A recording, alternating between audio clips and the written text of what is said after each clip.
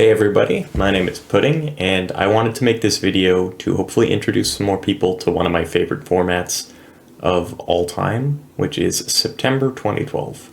Now, September 2012 uses the card pool from the beginning of the ban list in September up until Abyss Rising, which came out, I believe, in November 2012. And at that point, you get a lot of things that really change the format, like the introduction of Mermails, and extra deck cards like Abyss Dweller and Gaga Cowboy. So yeah, let's get into the format, and I'll tell you why it's one of my favorites.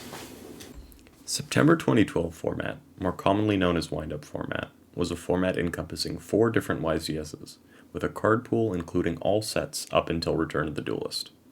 I personally don't actually think the name wind-up format does much justice to the vast variety of viable decks that were present. In fact, when I mention the name wind-up format to people, they tend to think of the previous format before it, March 2012, which is a format that left a bad taste in many players' mouths. Both formats share many of the same decks as strong contenders, including Dino Rabbit, Insectors, and Chaos Dragons. The two couldn't be any more different, however.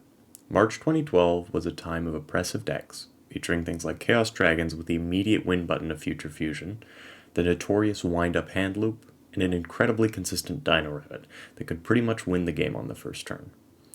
It was also a time of very high entry cost to play, with many staples still in dire need of a reprint, resulting in many players quitting Yu-Gi-Oh! Entirely. September 2012, on the other hand, was the format that made me truly fall in love with Yu-Gi-Oh! As a young high schooler. My friends and I all had very limited budgets, and we were all able to play competitively by simply buying 3 of the Chaos Dragon, Dark World, Agent, or 6 Samurai decks. Reprints or reprint announcements made the few cards needed to complete the list that were actively topping YZS at the time relatively affordable. I can't describe the amount of fun we used to have playing matches of Bubble Beat vs Chaos Dragons, or Dino Rabbit vs Agents during lunch break. These games were grindy, with a good balance of speed and control, and often went into some of the most exciting simplified game states I've ever experienced in Yu-Gi-Oh! Even playing the format now as an adult, this is what I still love about it. To understand why September 2012 is so different from March 2012, and what makes it so enjoyable, it's first important to look at the ban list. The September 2012 ban list not only made notable hits to the consistency and power of the dominant decks from the previous format, but also unlimited cards such as Emergency Teleport, which allowed rogue strategies to flourish. The auto win button for Chaos Dragons, Future Fusion, was banned, and Red Eye's Darkness Metal Dragon was limited. Windups lost 2 copies of Zen Meidi, effectively eliminating the hand loop.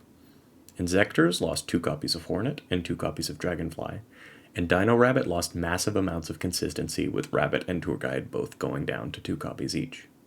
The Tour Guide hit also caused people to have to run suboptimal cards like Tour Bus or Night Assailant if they wanted to resolve more than 1 Tour Guide a game. This made the engine less omnipresent and also less powerful than it is in formats like Tengu. Now I know what some people will say. Pudding. Windups still have Shocklock. They're clearly the best deck of the format, and they have a degenerative combo which promotes non-games. While I do think windups are the best individual engine of the format, and the combo definitely is oppressive, there are some things I would like to bring up as counterpoints. Firstly, the Shocklock uses a massive number of resources and is incredibly fragile.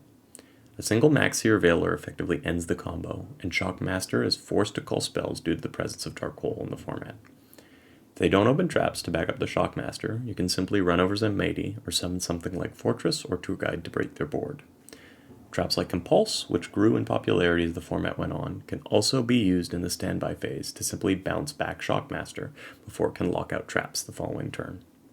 The deck also really struggles to build any boards into the format's powerful back row, and good players will opt to play more conservatively with cards like Wind-Up Rabbit to avoid a game-ending torrential.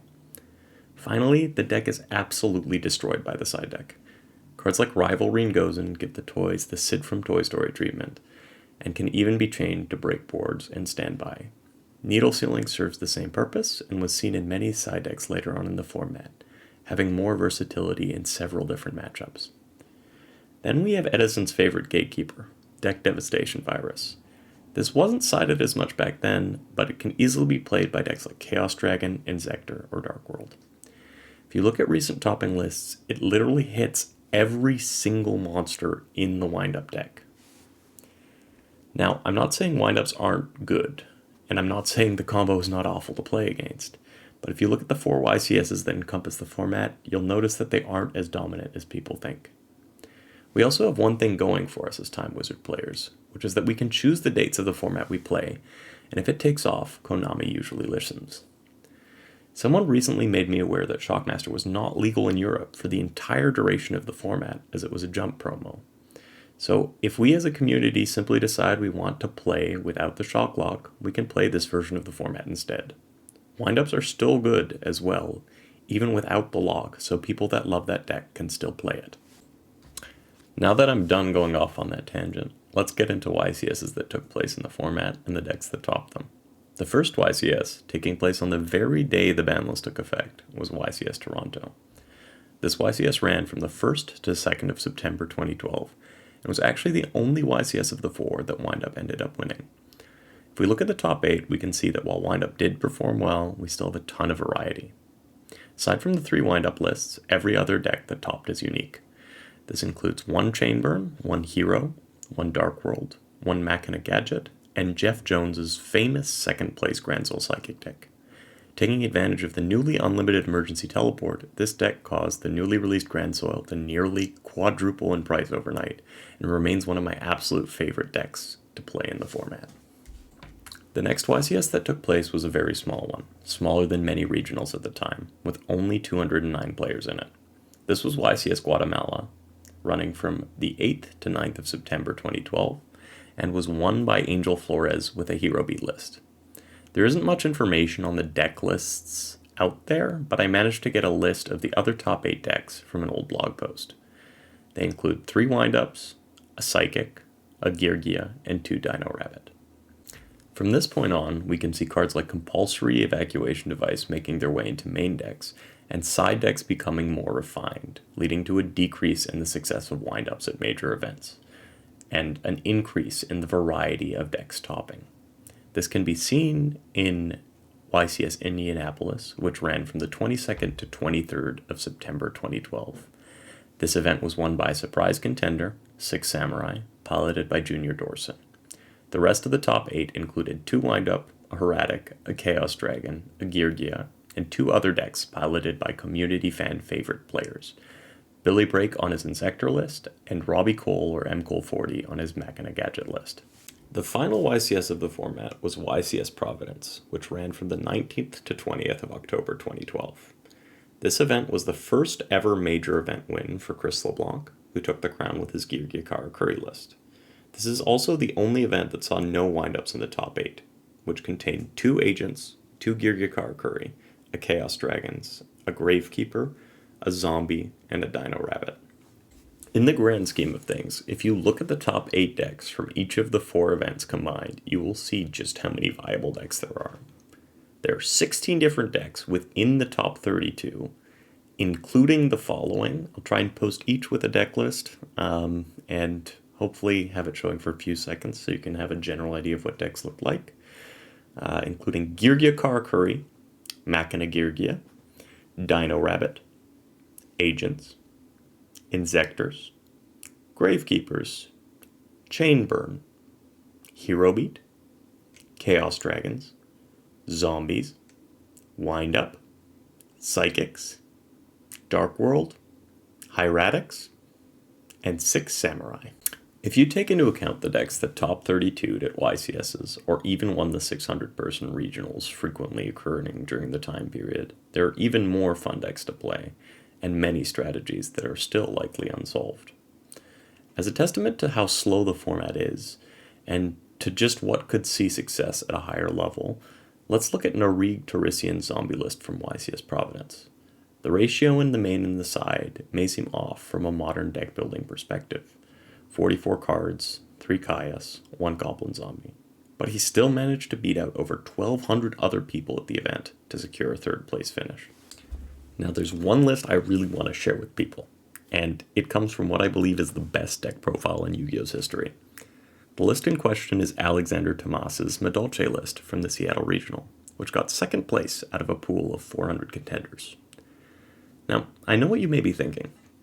That engine isn't that bad, right, Pudding?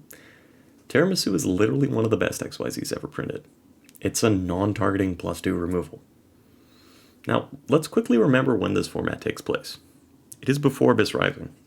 There is no Tiramisu, no Mess and Gelato, and not even a ticket. This deck instead used the power of a true format warping titan, something that made Spellbook of Judgment look as viable as Gift of Greed. And that is Madolche Butler-Rusk. This is Alexander Thomas's list. Oh my god, bro. Oh, hell no, man. What the? Yes, this. 400 people got clapped by main deck Butler-Rusk, Silver Sentinel, and Drastic Drop-Off. Now, the way he explains his card choices in the deck profile is very funny, and I don't think it would do any justice if I explained them to you, so let me just share some words of wisdom directly from the man himself in his deck profile. Last card, Drastic Drop Off. This card, I only activated it twice yesterday. Once, the guy drew and shuffled so fast, I was like, Drastic, game loss. The other time, it was against Dark Worlds, it was a bold play, but it was the second to last round. I was undefeated anyway, and I knew he had a handful of monsters and was waiting to draw a spell. He had 6 cards in hand. He drew a card. I told him to hold on. I thought for a really long time. I was like, you know what? I'm going nuts out. I Drastic. It was drag down. It was great. Bold play. Now, as much as I want to poke fun, this man also got top 32 at Nats in 2013 during Spellbook/Dragon Ruler format, with Madolche's maining Pudding Cess, which is probably more than I will ever accomplish in my career. Sometimes bold plays just pay off. Finally, let's talk about the thing that is actually the most important, which is the gameplay. September 2012 reminds me a lot of Edison, and is probably what I would consider the most closely comparable XYZ era format. The average power level of most decks is weak, and even when a deck is stronger at generating advantage, like Wind Up, what it can do with that advantage usually isn't all that impressive.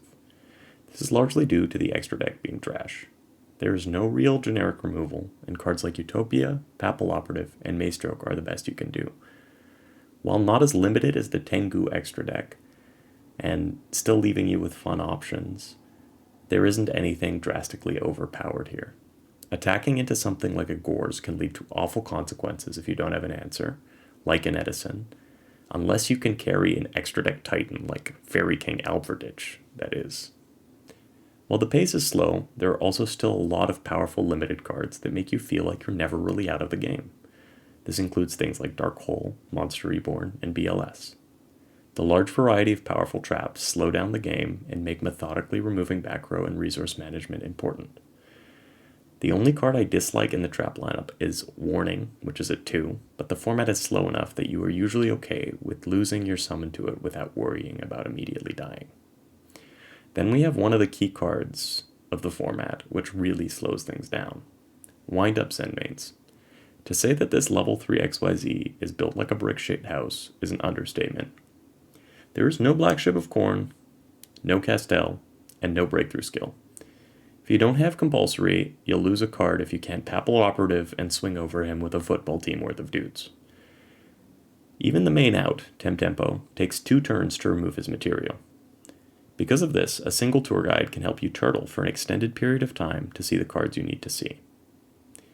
Now, there are obviously still occasional blowouts in the format, like there are in any Yu-Gi-Oh format, but the general setting results in many long, interactive games with plenty of back and forth swings. Pretty much all the decks in the format feel incredibly unique. Insectors, Hieratics, Agents, Chaos Dragons, Wind-Ups, Hero Beat, Bubble Beat, Gear Gear variants, Dino Rabbit, and Dark Worlds all have vastly different playstyles that are enjoyable and use the extra deck in unique ways. Synchro and XYZ strategies are both viable, and you can play whatever suits your playstyle, whether that be combo or control. Many of the decks are also fan favorites from formats like Tengu, Edison, or Hat, meaning you won't likely have to learn the format from scratch. Another thing is that most of the mirror matches, and when I say most, I'm looking at you, Dark World, can also be very enjoyable in September 2012. While I do love Edison format, some of the mirrors, like Blackwing, can't always be the best to participate in. If we read the wind-up cards, for example, they trigger whenever a wind-up is activated, not when your wind-up's effect is activated. This means you plus off your opponent extending, and you can even use a single magician to build a defensive wall during your opponent's turn if they try to push you hard. The format is also still incredibly cheap at the moment, with most deck cores being well under $50. Even a max rarity extra deck is currently under $100, with multiple Astral Pack Ultimate Rares. I highly recommend trying the format out on Dueling Book, or building a few decks and playing with friends at locals to see how much you like it. With how dear it is to me, I will be trying to host a free tournament to help jumpstart the community with a prize of around 100 Canadian dollars. And I will also try to create a new 2012 Discord channel sometime soon. This will give people a chance to try to play the format competitively without any barriers to entry and see if they enjoy it as much as I do. If there is interest, I can also try to upload some gameplay videos, including gameplay of the competitive decks and the more unique ones that top regionals or events at the time. I just want to also give a quick shout out to both Metafoes and Who Needs Meta, who have also covered the format and have excellent videos about it that I recommend you check out if you want to get into it. And yeah, otherwise, thank you so much for your time and for listening, and I hope you guys have a wonderful day.